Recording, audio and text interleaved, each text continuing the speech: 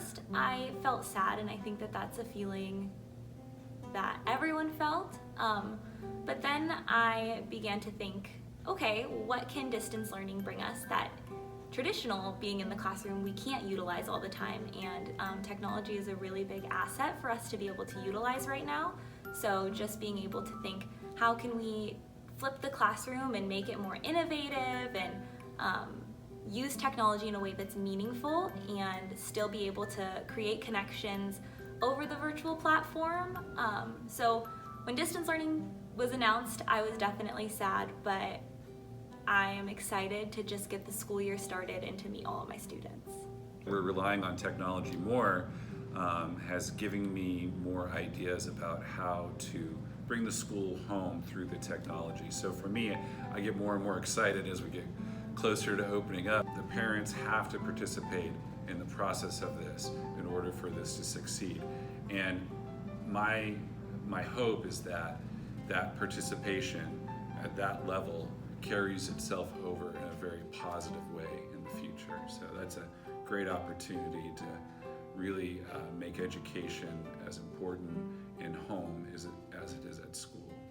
There's so many positive things that could come out of distance learning, including kids becoming stronger with technology and just the different things that they can learn through a different medium or a different way of learning. And so I'm really excited for what we've been coming up with for distance learning, because I think we can still create a good classroom environment even though we'll be not entirely together.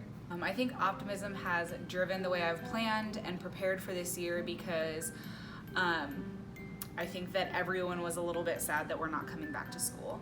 And so I wanted to make it the best situation possible, and I wanted it to really drive the independence of the students. And so I think that the way that the third grade team or the third, fourth grade team and all the teams have been planning is to really create an independence for these students. And I think that that's a really exciting thing. And so I'm really leaning on the excitement of what could be through distance learning, instead of being disappointed that we can't come back to school.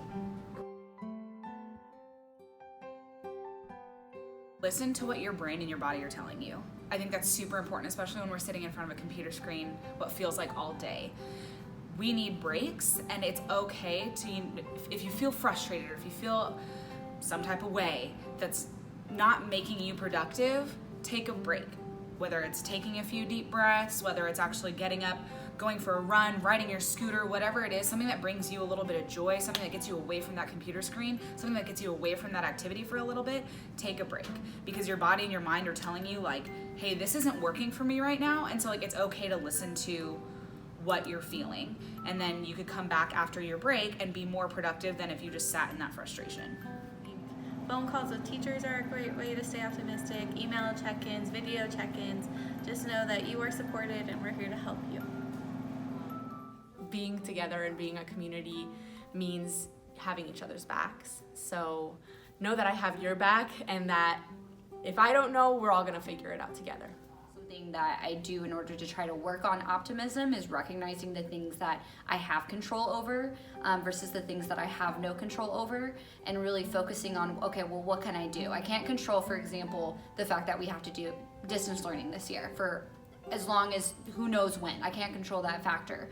But what I can control is how I interact with students, how I interact with parents, what I do for them to make this experience as seamless as possible, even though it might be difficult for a lot of us. I think the best way to stay optimistic is to be engaged, to be surrounded by other people that are sharing the same values. I think the best way to be optimistic is that think about what future can bring. Think about what you're focused on. Think about your goals. Think about if you're a parent, think about your beautiful children that you have. Think about, separate yourself from the negative thoughts of now, of the present. These are some difficult times, but they'll pass. I think that this is gonna be a great year. I think that if we all continue this idea of optimism and leaning on each other as a community, I think we can really have a great year. And I just really want all of us to remember that we're a team for the students. And so whether it be like parents, grandparents, aunts, uncles, teachers, we're all here for the students, and I think it's going to be a great year.